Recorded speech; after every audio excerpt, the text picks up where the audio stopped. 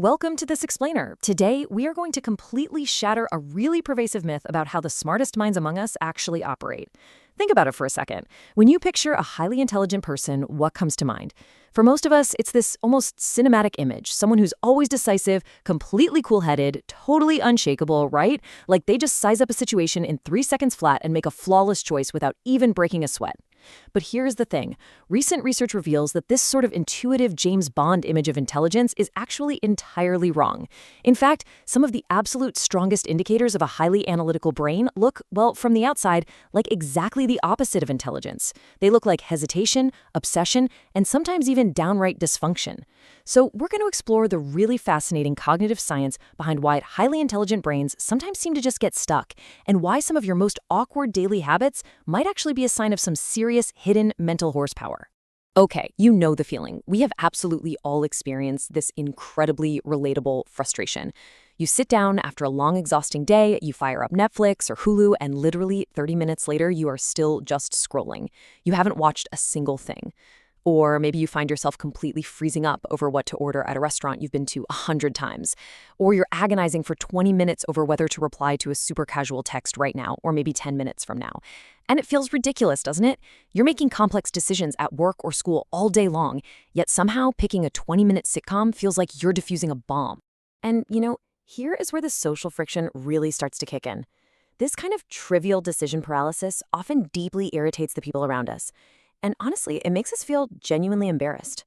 When you're standing there staring at a menu for 15 minutes while your friends are just waiting to order, it doesn't exactly project intellect. Society basically tells us that hesitation equals dysfunction. We just naturally assume that if someone were truly smart, they'd just pick a pizza topping and get on with their life. But as we'll see, the psychological reality is vastly different from this societal judgment. To really ground this explainer in solid science, we need to look at a massive 2025 multi-level meta-analysis that was published in the Journal of Intelligence. And guys, this wasn't just some small localized survey. Researchers pulled together data from over 25,000 individuals across multiple studies. 25,000! They were looking specifically at how cognitive capacity, what we everyday folks just call intelligence, actually correlates with our behavioral and psychological tendencies. And what they found completely upends the way we judge these everyday hesitations. So, this massive study proved that high cognitive capacity is deeply tied to a psychological concept called the need for cognition. This was originally defined by psychologist Arthur Cohen. And it's not just about, liking crossword puzzles. It's a fundamental, deeply rooted drive to structure situations in a meaningful way. When a problem is unresolved or an explanation is incomplete, an intelligent brain experiences genuine psychological tension. It literally feels a sense of deprivation. That means a smart brain simply cannot let an incomplete thought go. It completely refuses to accept superficial answers. Let's move right into our core deep dive, decoding trivial decision paralysis. So how exactly does a brain that is practically craving complex thought suddenly shut down when deciding between a taco or a burger? Well, to understand this from a psychological perspective, we really have to look closely at the mechanics of decision-making. For the past 20 years or so, psychologists have realized we've been confusing two entirely different concepts: indecisiveness and maximizing. Let's get this straight. Struggling to pick a Netflix show isn't indecisiveness. True indecisiveness is rooted in an inability to evaluate options. It's like drawing a blank because your brain lacks the framework to make a choice. But what highly intelligent people are actually experiencing is called maximizing. Maximizing is rooted in an absolute excess of criteria.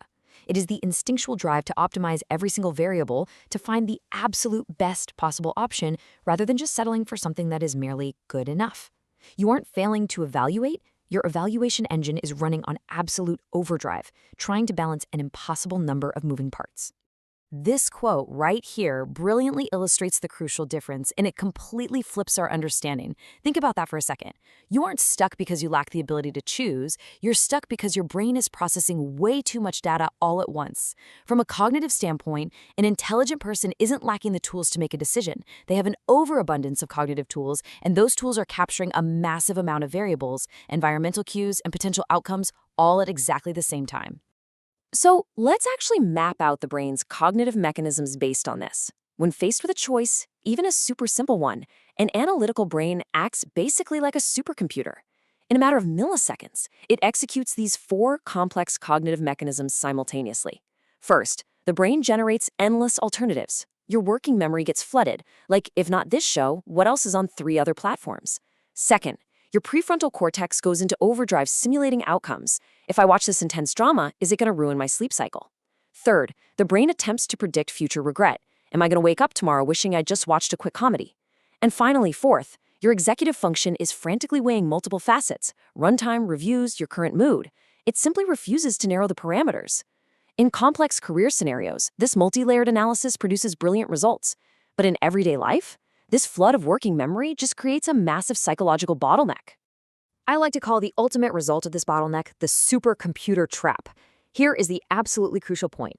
Your brain simply does not have a built-in sensor that automatically says, hey, hold on, this is just a streaming menu, let's turn off the deep analysis. It doesn't work like that.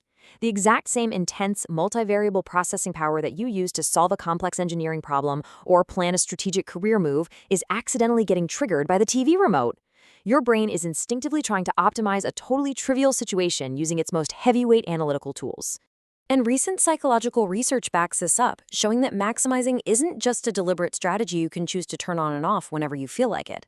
It functions as a highly stable decision-making style across all domains of your life, meaning your brain is just being aggressively consistent. If you are someone who maximizes when choosing a college or a career path, you are highly likely to maximize when choosing a brand of toothpaste at the grocery store. Analytical intelligence relies heavily on this biological ability to envision multiple possibilities and actively avoid hasty, premature conclusions. So your brain is literally just doing what it does best, regardless of the context. Ultimately, the science gives us a completely new perspective here. A deeply thinking brain simply cannot easily switch modes in superficial situations. What looks like instability, anxiety, or indecisiveness from the outside, and let's be honest, often feels incredibly frustrating on the inside, is actually a highly specialized feature of a powerful cognitive engine. You aren't broken. You just don't know how to tell your brain when to stop analyzing. It's absolutely a feature, not a bug. So as we wrap up this explainer, I want to leave you with this thought to reframe how you view your own mind. Will you continue to judge your daily hesitations as flaws? Or will you start recognizing them as your brain operating at maximum analytical capacity? The next time you find yourself frozen in front of a restaurant menu or agonizing over a simple text message, just pause for a second. Instead of feeling embarrassed or frustrated, remember, it's just your supercomputer running a few extra calculations. Thanks so much for exploring this cognitive science with me, and I'll catch you in the next one.